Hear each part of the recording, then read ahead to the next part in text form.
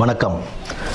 ஆன்மீக அன்பு நெஞ்சங்களுக்கு சங்கர சுப்பிரமணியத்தின் அன்பார்ந்த வணக்கங்கள்.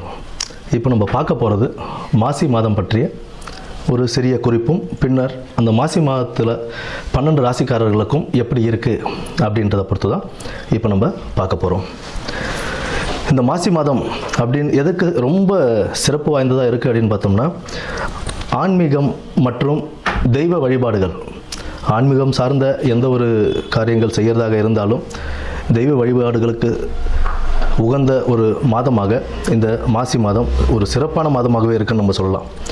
இதில் முக்கியமாக என்ன அப்படின்னு பார்த்தோம்னா, விஷ்ணுபதி புண்ணிய காலம்னு சொல்லுவோம். விஷ்ணுபதி புண்ணிய காலம் அப்படின்றது மாசி 1ஆம் தேதி, அதாவது 13ஆம்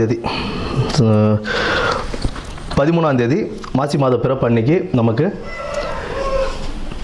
பின்னிரவு, அதாவது விடியற்காலை அந்த 1:30 மணின்னு சொல்லுவோம் இல்லைங்களா, 1:30 மணிலேருந்து காலை 10:30 மணிக்குள்ளே விஷ்ணு பகவானை நம்ம வழிபடுறதுனால அந்த நேரத்தில் நம்ம வழிபடும் போது நம்மளுடைய 7 ஜென்ம பாவங்களும் தீரும் அப்படின்றது ஒரு நம்பிக்கையாகவே இருக்குது நமக்கு.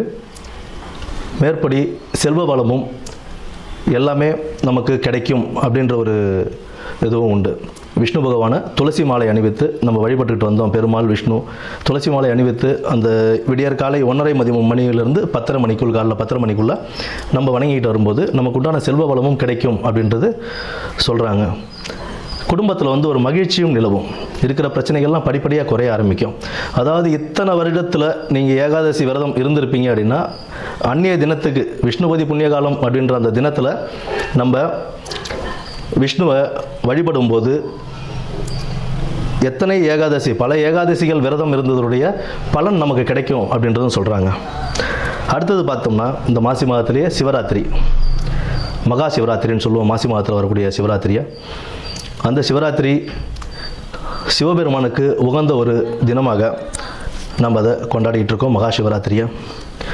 அடுத்து மாசி மகம், அம்பிகை ஜனிச்ச நாளாக அந்த மாசி மகத்தை நம்ம வணங்கிக்கிட்டு வரோம்.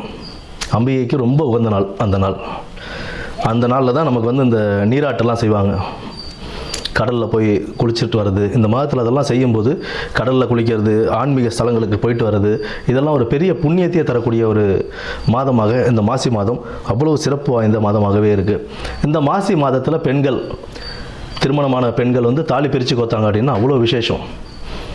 அடுத்தது இந்த பூணல் அணிவிக்கும் இதுவும் சொல்லுவாங்க. மாசி பூணல் பாசி படியாதுன்னு சொல்லுவோம்.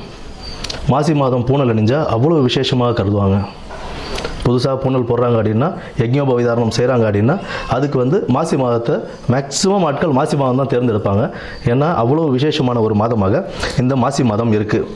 அது மட்டும் இல்லாமல் புனித நீராடுதல், விரதங்கள், குலதெய்வ வழிபாடு, இதெல்லாம் நம்ம பண்ண இந்த மாதத்தில், இந்த மாதம் ஃபுல்லாகவே ஒரு சிறப்பான மாதம் தான். ஆன்மீகத்துக்கும் தெய்வ வழிபாடுக்கும் ரொம்ப ஒரு சிறப்பான ஒரு மாதமாகவே இந்த மாதம் அமையும். இனி வரப்போவது 12 ராசிகளுக்கு உண்டான பலன்களை என்னன்னு நம்ம பார்ப்போம். நன்றி, வணக்கம். பூரம் நட்சத்திரக்காரங்களுக்கு இந்த மாசி மாதம் எப்படி இருக்குது அப்படின்றத பார்த்துருவோம். குடும்பத்தில் மகிழ்ச்சி நிலவக்கூடிய ஒரு நல்ல மாதமாகத்தான் இந்த மாசி மாதம் அமைய போகுதுங்க. மனக்கவலைகள் அதெல்லாம் தீரக்கூடிய ஒரு மாதமாகவும் இந்த மாதம் உங்களுக்கு எனக்கு இருக்க போது. கணவன் மனைவிக்கிடையே ஒரு நல்ல ஒரு பரஸ்பர உறவு மேம்படுறதுக்கான வாய்ப்புகள் இந்த மாதத்தில் உண்டு. மேற்படி பயணங்கள் உங்களுக்கு ஒரு நல்ல ஒரு அமைதியும் மன தெளிவையும் கொடுக்கக்கூடிய ஒரு மாதமாக, பயணங்களால் ஒரு நல்ல மன தெளிவு கிடைக்கக்கூடிய ஒரு மாதமாக இந்த மாசி மாதம் அமைய போகுதுங்க. உத்தியோகத்தில் பொறுப்புகள் கூடும், வேலை பளு, உத்தியோக பளு கூடுதலாகவே இருக்கும். அதை கடின உழைப்பின் மூலம் நல்லபடியாக முடிச்சு கொடுத்து அதில் ஒரு நல்ல பேரும் புகழும் பெறக்கூடிய ஒரு நல்ல வாய்ப்பினையும் உங்களுக்கு அருள போகுதுங்க.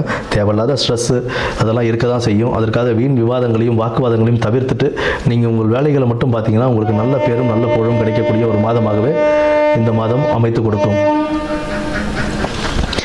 மேற்படி உங்களுடைய நிதி நிலைகள் கொஞ்சம் சீராகவே இருக்கும். நீண்ட காலமாக இருந்த அந்த பிரச்சனைகள்லாம் கொஞ்சம் தீர்றதுக்கான வாய்ப்புகளும் உங்களுக்கு உண்டுங்க.